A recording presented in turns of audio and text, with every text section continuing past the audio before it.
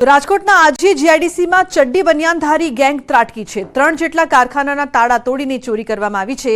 એક કારખાનામાંથી 15 લાખથી વધુની રોકડની ચોરી કર્યાનો અંદાજ છે।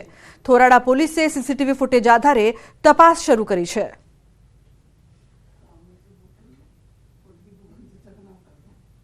अन्य समाचारनी बात करिए तो गीर सोमनाथना वडोदरा डोडिया गामे सिंहे कर्यो शिकार।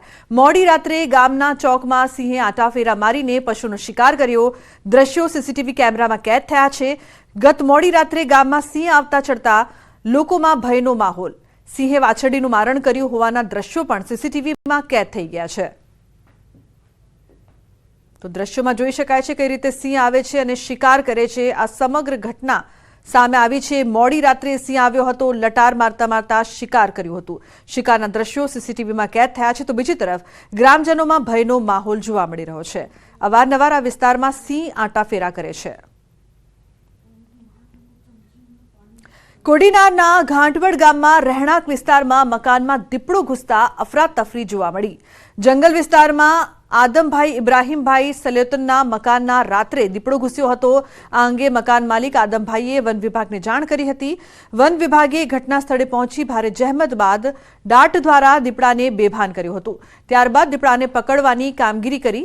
जामवाड़ा रेस्क्यू सेंटर खाते दीपड़ाने पहोंचाडवामां आव्यो हतो। भारे जहमत बाद वन विभागनी टीमे दीपड़ाने बेभान करी પાંજરે पूर्यो हतो।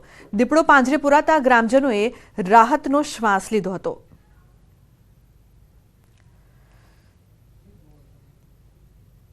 समाचार में आगळ वात गीर सोमनाथनी गीर गढ़डाना हरमडिया गाममां धोळा दिवसे खूनी खेल खेलायो। गामनी बजारमां बे सग्गा भाईओ पर युवके कर्यो जीवलेण हुमलो।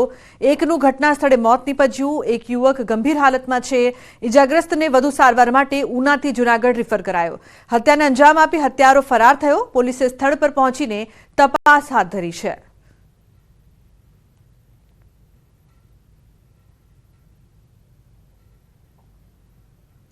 तो राजकोटना गोंडलनी स्कूलनी होस्टेलमां धोरण 10ना विद्यार्थीने ढोर मार मार्यो होવાનો आक्षेप थयो छे।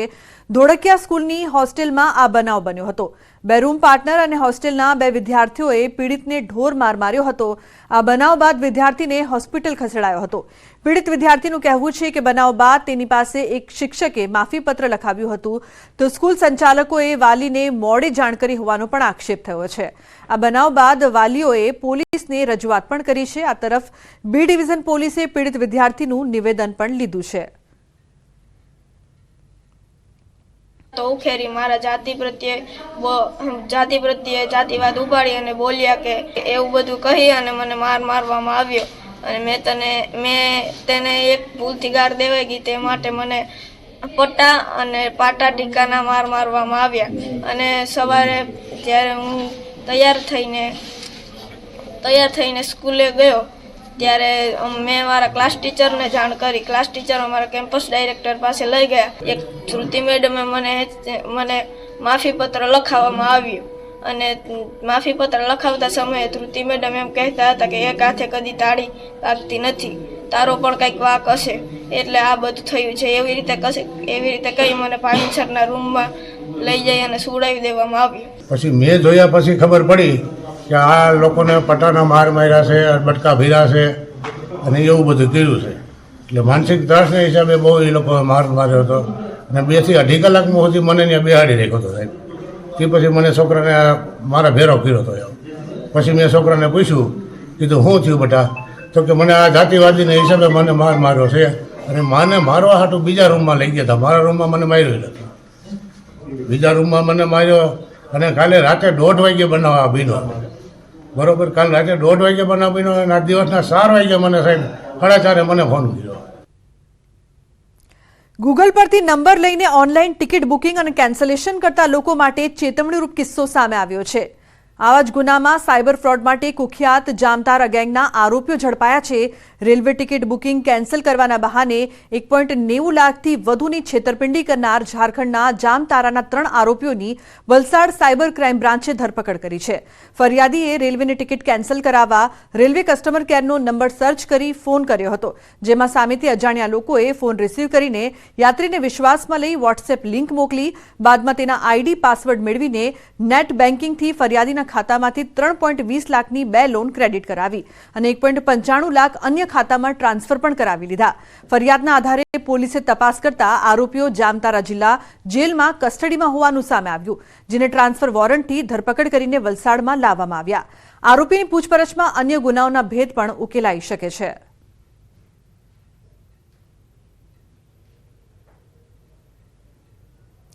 તો બોટાદના ગઢડામાં એક સપ્તાહ પહેલા એટીએમ તોડીને થયેલી 36.66 લાખની ચોરીનો ભેદ ઉકેલાઈ ગયો છે.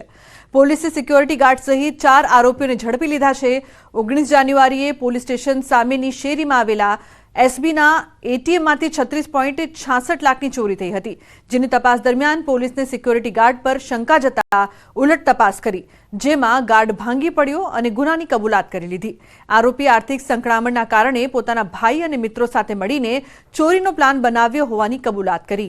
આરોપી નીરજ ટેકનિકલ જાણકાર હતો, જેથી ભાડેથી ગેસ કટર લાવી ઇલેક્ટ્રિસિટી બંધ કરીને એટીએમ તોડ્યું અને ચોરી કરેલા રૂપિયાનો થેલો લઈ મિત્રો સાથે ભાઈની વાડીમાં પહોંચ્યો હતો. હાલ પોલીસે 4 આરોપીઓની ધરપકડ કરી લીધી છે.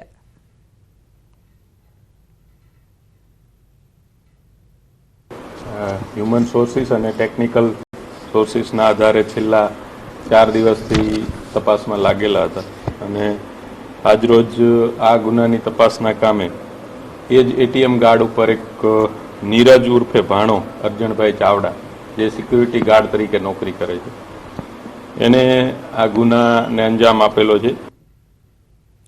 તો ધોરાજી એમએલએ મહેન્દ્ર પાડલિયાનો વિડીયો વાયરલ થયો છે. હળવી શૈલીમાં મહેન્દ્ર પાડલિયા બોલ્યા, કહ્યું 5 લાખની લીડ મારી કેમ કરવી?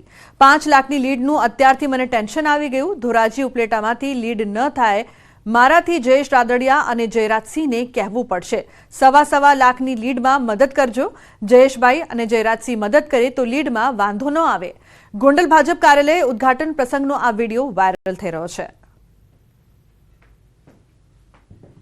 થોડુંક અઘરું છે ધોરાજી ઉપલેટામાં, મને ટેન્શન ક્યારથી કરી ગયું છે તમને કહું કે 5 લાખની લીડની પાટલી સાહેબે ટાર્ગેટ આપ્યું. મેં તો 5 લાખમાં અમે કીધું મારવું ક્યાં? એટલે હું છે ને જયેશભાઈ ને ગોંડલ જયરાજસિંહ બાપુને કહેવાનું છું, ભાઈ તમે 1.25 લાખનું કરી નાખો પૂરું, મારે કઈ બહુ વાંધો ન આવે. બરાબર છે? કોઈ છતાં અમે વિચાર કર્યો છે, અમે સ્થાનિક કાર્યકર્તા હોય, અમે સ્થાનિક કાર્યકર્તા જે 5 મંડળ છે, 5 મંડળની ટીમમાં અમારા પ્રભારી અહીં બેઠા છે, બધાએ નક્કી કર્યું કે આપણે 3 ગણા કરવા છે. એટલે 5 કરીને છત્રીનો વાત હતી, તો પછી એમાં રમેશ બાપા કે છત્રી નહીં હાલે, 51,000. એટલે હવે ટેન્શનમાં છું.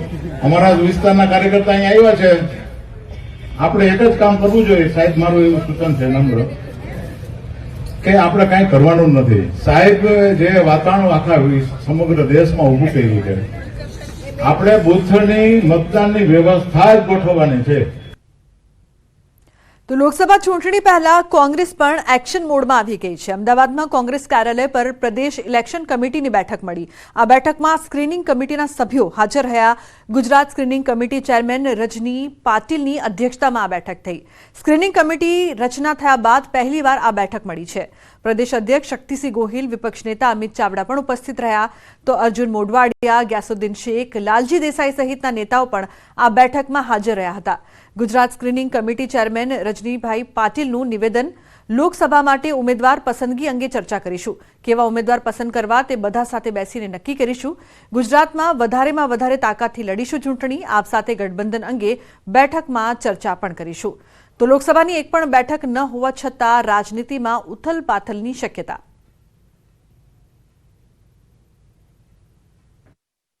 हमारी स्ट्रैटेजी यही रहेगी कि हम सबसे अधिक से अधिक ताकत से चुनाव लड़े.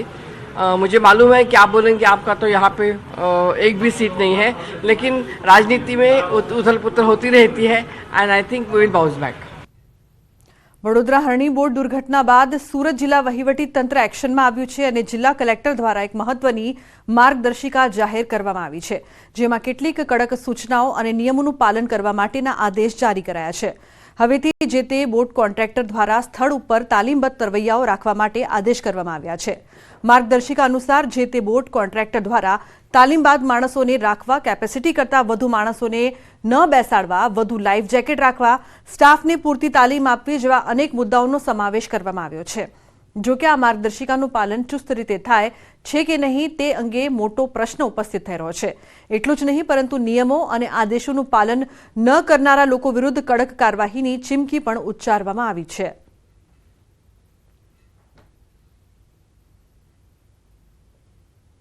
અને એના સાથોસાથ અમુક અહેવાલો દરેક વિભાગ પાસેથી અને દરેક સંસ્થા પાસેથી મંગાવવામાં આવેલા છે. એમાં આપણે પ્રથમ તો કુલ કેટલા વેસલ્સ અત્યારે કાર્યરત છે એની ગણતરી કરવામાં આવશે, એનું રજિસ્ટ્રેશન થયેલું છે કે નહીં એ ચકાસણી કરવામાં આવશે, એની યાંત્રિક ગુણવત્તાનું પ્રમાણપત્ર સંસ્થા દ્વારા રજૂ થયેલું છે કે નહીં એની ચકાસણી કરવામાં આવશે. એના બાદ એમને જે તરવૈયાઓ છે અને બોટના વેસલના ચાલક છે એમની તાલીમના સર્ટિફિકેશન વેરીફાઈ કરવામાં આવશે. ત્યારબાદ સેફ્ટી ઇક્વિપમેન્ટ નિયમો અનુસાર મૂકેલું છે કે નહીં, ફાયર અને ઇમરજન્સી સર્વિસીસ ડિપાર્ટમેન્ટની એનઓસી લીધેલી છે કે નહીં, એ બધી ચકાસણી કરવામાં આવશે.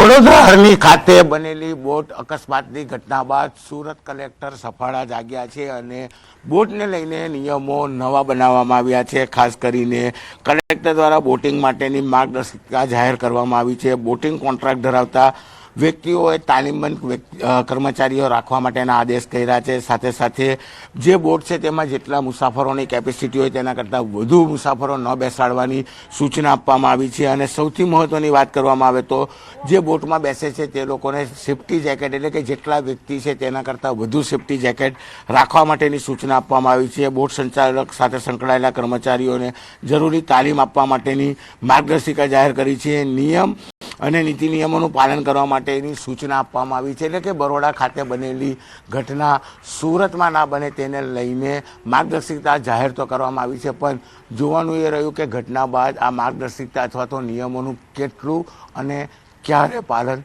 થશે. કેમેરામેન ભરત બ્રહ્મભટ્ટ સાથે કીર્તેશ પટેલ, ન્યૂઝ 18 ગુજરાતી, સુરત. તો ફરી એકવાર રાધનપુરની પીપળી ડિસ્ટ્રિક્ટ કેનાલ ઓવરફ્લો થઈ છે. ખેડૂતોના હિત માટે બનાવેલી કેનાલ કોની બેદરકારીના કારણે વારંવાર ઓવરફ્લો થાય છે તે પણ એક મોટો સવાલ છે. હાલ આ કેનાલ ઓવરફ્લો થતાં 15 વીઘા વિસ્તારમાં પાણી ફરી વળ્યું છે, જેના પગલે ખેડૂતોને મોટા પ્રમાણમાં નુકસાન થયું છે. ખેડૂતોના મતે અધિકારીઓની બેદરકારીના કારણે વારંવાર આ નુકસાન તેઓને વેઠવું પડે છે. માટે વહેલી તકે આ પ્રશ્નનો ઉકેલ આવે તેવી ખેડૂતો માંગ કરી રહ્યા છે. અમદાવાદથી પીપળી ડિસ્ટ્રિક્ટ તરફ જતી કેનાલ ઓવરફ્લો થવાથી ઘઉં, રાયડા અને મકાઈ ને રજકો અને ઊભા પાકને ખૂબ નુકસાન થયું છે. અને ઓવરફ્લો થવાથી ખૂબ ઘરે ચારે ઉપર પાણી ફરી વળ્યા છે. રાતના 3 વાગે ઓવરફ્લો કેનાલ થતાં અમારા ખેતરોમાં પાણી ભરાઈ ગયું છે. તો અમારે આનું નુકસાન કેના જોડેથી લેવું? ત્યાં પાણી છોડનારા કનેથી લેવું કે કોન્ટ્રાક્ટર કનેથી લેવું કે આગળ પાણી જાય એના કનેથી? કેનાલ ચાલે એનો અમને કાંઈ વાંધો નથી, પણ માપની છોડે તો સારું. અમારા ખેતરોમાં બહુ નુકસાન થયું છે. ખંભાળિયામાં આવેલી ઘી નદીના સફાઈ કામગીરી અંગે ન્યૂઝ 18ના અહેવાલ બાદ તંત્ર સફાળું જાગ્યું. ખંભાળિયામાં આવેલી ઘી નદીમાં જળકુંભીના સામ્રાજ્ય તેમજ ગટરના ગંદા પાણીથી નદીનું પાણી પ્રદૂષિત થઈ રહ્યું છે, જેથી ઘી નદીમાં ઉગી નીકળેલ જળકુંભીના કાયમી નિકાલ માટે પાલિકા દ્વારા સરકારમાં રજૂઆત કરવામાં આવી હતી, જેથી સરકાર દ્વારા ગંદકીનો નિકાલ કરવા માટે 28.60 કરોડ ફાળવ્યા છે. વર્ષો જૂની સમસ્યાનું નિરાકરણ આવતા સ્થાનિકોમાં ખુશીની લહેર જોવા મળી રહી છે. ઘણા લાંબા સમયથી ગંદકીને કારણે આ નદીમાં ગાંડી વેલનું સામ્રાજ્ય દર વર્ષે જોવા મળી રહ્યું છે. આ બંને જગ્યાએ 28.60 કરોડ રૂપિયાના ખર્ચે સરસ મજાના પાઇપ દ્વારા નિકાલ કેનાલ